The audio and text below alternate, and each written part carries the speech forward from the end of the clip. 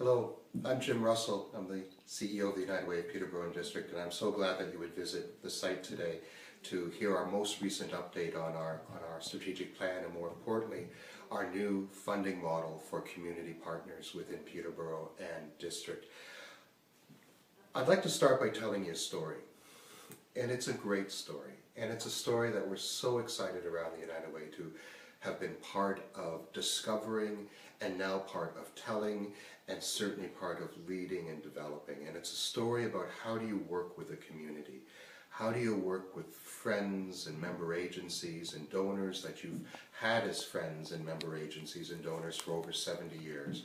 And how do you go to that group of people and say, let's create a vision for our community? What's the best way to do that?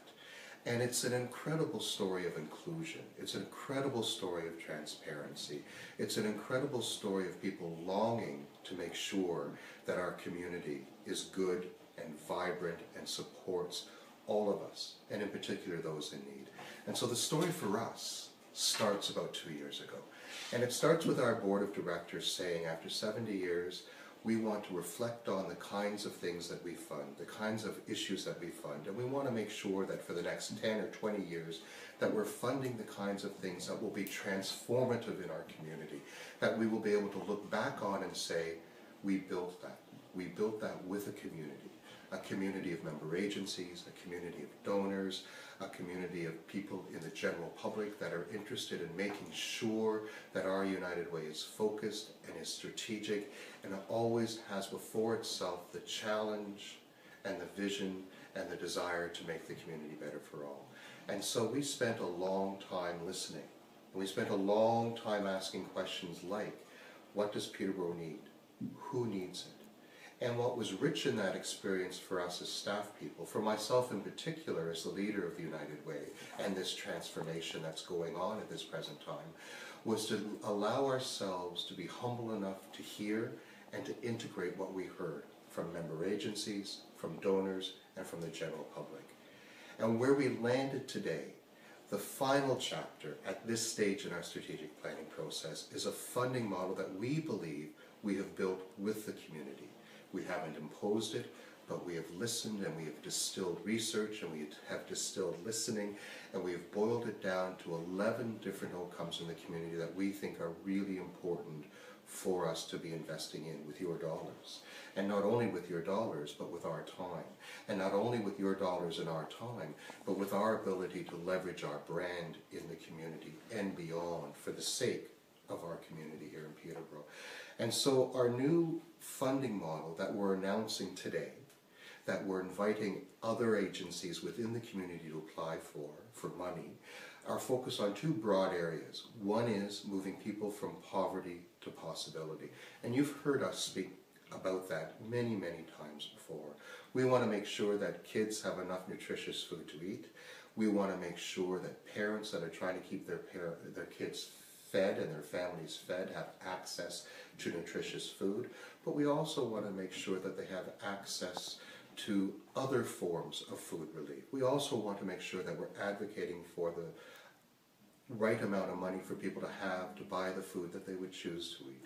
We want to make sure that kids are staying in school, staying attached to school, making sure that throughout their lives, throughout their transitions, they have a sense of potential and a sense of hope.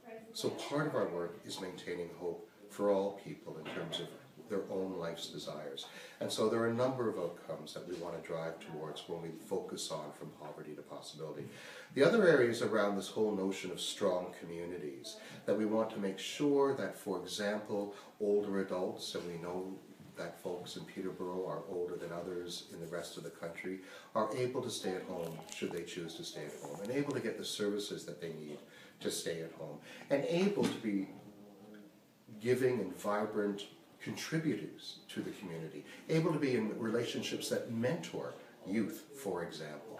And speaking of youth, we also want to make sure that our youth are engaged. We know through our research, through our listening, through our distilling down, through our own reflections, that youth don't stand a really good chance these days of landing jobs. especially in Peterborough. We know our unemployment rate is high. We know that nationally people between the ages of 20 and 35 have an unemployment rate that's twice as big, twice as large as the average unemployment rate. And we want to make sure that we're focusing on opportunities for that sector of people to have full and hopeful lives.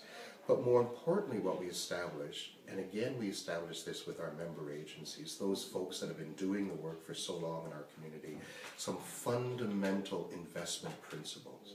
And what was really stirring, what was really quite exhilarating for us was to be able to go to our member agencies, to those EDs that have gotten money for years from the United Way, and to say, let's talk about the community, not your agency, but let's talk about our community and what it needs. And those leaders came forward and they helped us to define some principles we should apply on their behalf and on the community's behalf and on our donors' behalf about how to invest the money. And so those principles are things like collaboration. There's more bang for your buck if people are working together. We want to be inclusive, so it's not just those that have gotten money for years, but it could be new folks that want to partner with us to help achieve what it is we want to realize in the community. We want folks to be able to be responsive to need in the community so that we can free up the ability to respond to emerging need. We think that's a critically important piece to underline in how we make a decision to give out the money. And we want, however it's defined for people, we want our investment in programs to be family-centered. And it's not just the nuclear family that people think about, but it's the family that people define with their friends and with folks that may not be blood relatives, but indeed are that family. And so how do we make sure that service is family-oriented? And finally, we want to make sure that people are balanced in terms of addressing needs. And so those principles are going to form the basis with which we make decisions about how to invest the money. And we will make those decisions like we always have. We are going to set up panels of volunteers from the community, folks with finance experience from the private sector, folks with nonprofit experience from the charitable sector, that will help us to understand how best to apply those principles when it comes to making decisions around where to invest the money. And finally, the thing that's unique about our new funding model, this evolution to this funding model, it's not a departure from what we've done, it's an evolution of what we've done over 7 years, is that we're creating 3 streams of funding. The first stream is to look at stability funding. So for those that are going to be our partners, and by and large we suspect it's going to be mostly our current cohort of member agencies, that we provide 70% of the funding available to create long-term stability for them to do and to continue to do the work that they're doing, as long as it aligns to the 11 outcomes we hope to achieve in the community over time. The other thing that we're proud of is that we've freed up about 25% of that total pot, or roughly $250,000 to $300,000, to look at innovation. Because here's what we learned when we listened. There are issues that come up so quick for our agencies. There are issues and crises that come up so quick for clients that we want to make sure that there's nimbleness and an ability to be flexible and an ability to address those as best you can, and then go back and make recommendations based on evidence-based practice. So we want to make sure that we earmark some funding dollars for innovation. And again, this is something we heard from the community and heard from member agencies, that folks aren't funding enough innovation in our sector.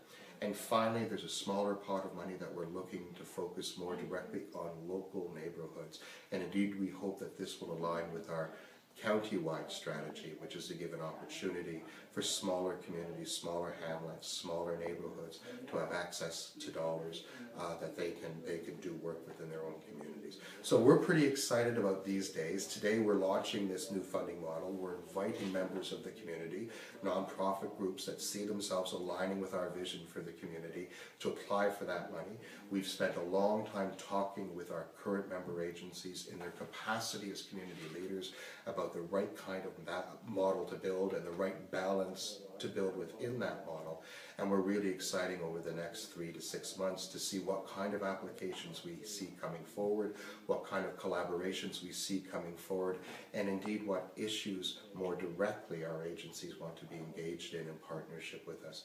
So we're so happy to be part of creating this story. We're so happy to be telling this story, and we're mostly pleased that we believe, because we were collaborative and inclusive and we listened, that we have a story to tell about a future for this community with the money that we have to invest in it. And we're anxious to be working towards that goal and that vision, and we're keen to keep coming back and keep updating you on where we're at in that dream and realizing that vision. Thanks very much.